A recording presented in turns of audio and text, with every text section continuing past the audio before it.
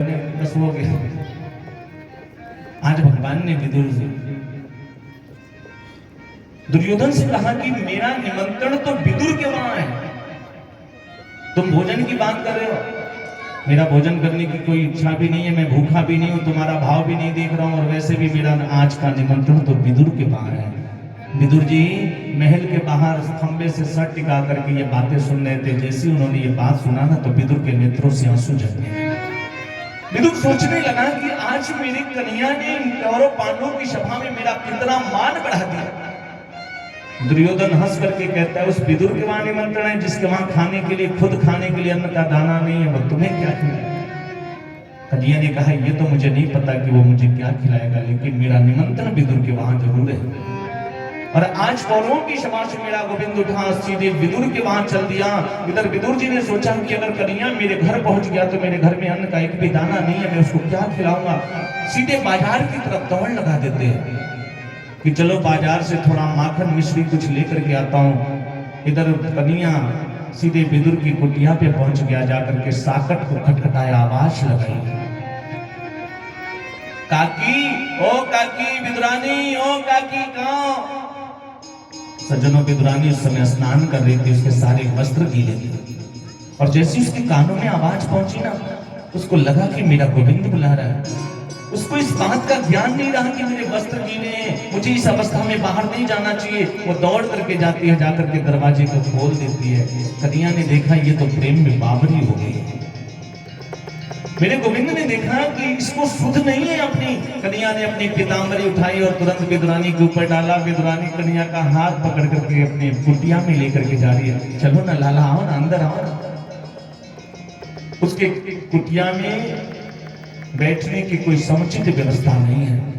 एक लकड़ी का पीढ़ा रखा है, उस पीढ़े को उठाती है, अपनी कुटिया में ले जाकर के रखती है, फिर उठा लेती है, नहीं गोविंद ये स्थान ठीक नहीं है, फिर दूसरी जगह रखा, यहाँ बैठ जाओ, फिर उठा लेती है, नहीं ये भी ठीक है। ऐसे करते करते 10 जगह उस पीढ़े को उठाया, रखा, फिर 10वीं जगह ले जाकर के पीढ़े को उल्टा करके रख दिया, और कहती है गोविंद मेरे कुटिया का सबसे सुंदर स्थान है, इससे सुंदर स्थान मेरे घर में और कोई नहीं है, आप यहाँ बैठ जाओ, यहाँ विराजमान। भगवान भी भक्तों के बस में होते हैं। सचमुच भगवान को भी इस बात का ज्ञान नहीं रहा कि उल्टा पीढ़ा रखा है। उस उल्टे पीढ़े पर आज मेरा गोविंद बड़े भाव से, बड़े प्रेम से बैठ गया, और बैठते ही अपनी पेट पे हाथ घुमा करके कहता है कि काकी काकी कुछ खाने के लिए दो ना, बहुत जोर से भूख लगी है। आप विचार करिए कि जो 56 प्रकार का भोग छोड़ करके आया है, आज विदुरानी के वहां जाकर के कहता है कि काकी कुछ खाने के लिए दो ना, बहुत जोर से भूख लगी है। विदुरानी अपने रसोई में जाकर के देखती है, एक एक बर्तनों को उठा करके देखा, एक भी अन्न का दाना नहीं है, कहला करके देखती है। वो कहती है लाला तू चिंता मत कर, मैं तेरे भोजन की कुछ व्यवस्था करती हूँ। दौड़ करके जाती है केले के बागीचे में, और उन केले के वृक्षों से पके पके केले के फल तोड़ करके लाती है। पूरे डाल में भर करके केले के फल लाई है, ला करके भगवान के सामने रख दिया, और रख करके कहती है कि गोविंद मेरी इच्छा हो रही है, मेरा मन कर रहा है ना कि ये फल आज मैं अपने हाथों से तुम्हें खिलाऊं। भगवान ने कहा खिलाओ ना, क्या खिलाओ। विदुरानी केले को छीलती है, और जो केला होता है उसको बाहर फेंक रही है, और केले के छिलके को भगवान को खिला रही है। उसको ये ज्ञात नहीं है कि मैं छिलका खिला दिया। और भगवान भी उस भाव में, उस प्रेम में बह करके लगभग 20-25 छिलके खा गए। और खाते खाते कन्या ने विदुरानी से कहा कि काकी एक बात बताओ, ये केले बहुत मीठे हैं, आज तक मैंने अपने जीवन में इतना मीठा, इतना सुंदर केला आज तक नहीं खाया।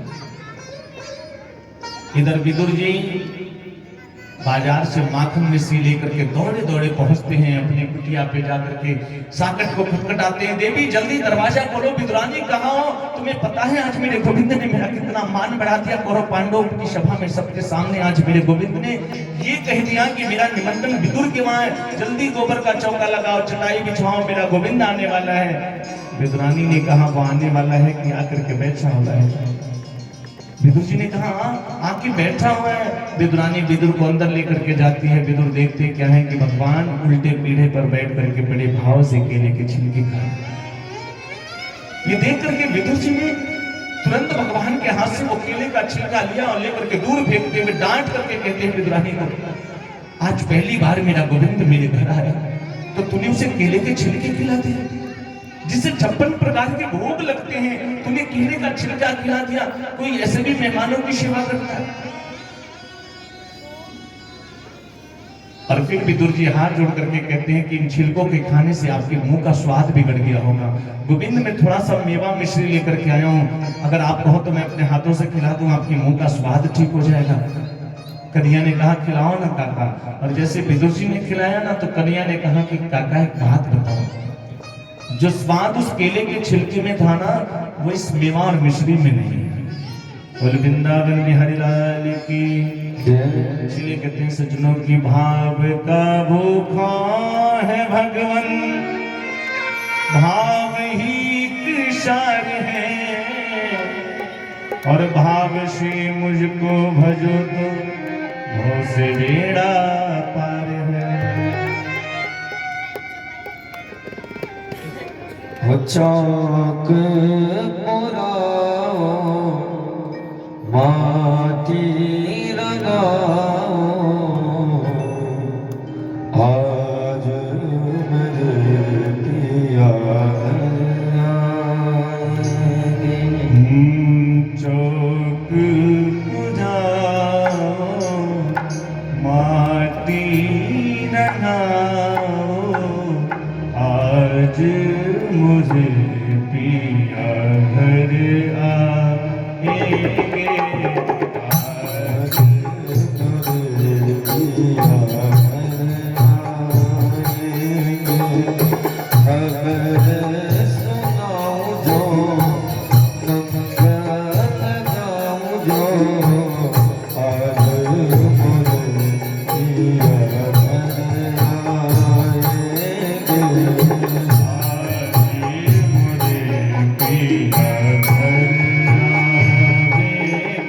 सखी मंगल गौरी, धरती अमर सजाओरी, मेरी सखी मंगल गौरी, धरती अमर सजाओरी, उतर गया मेरे जी की सवारी, उतर गया मेरे जी की सवारी, मेरी कोई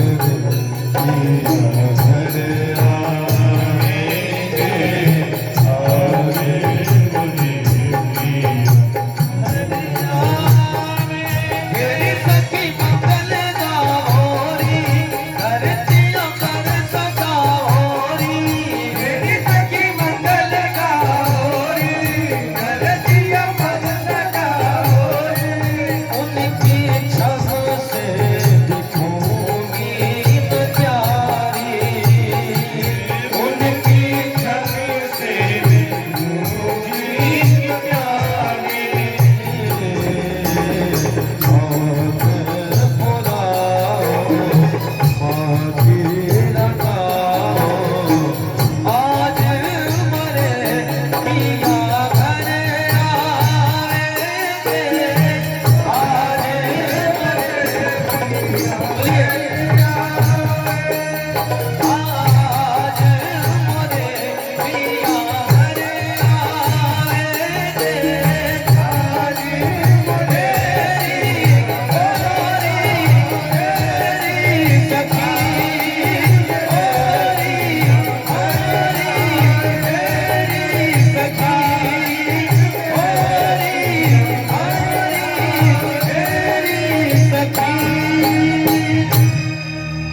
राधे कृष्ण भगवान की जय बोले जगत पुरुष भगवान की जय सज्जनों,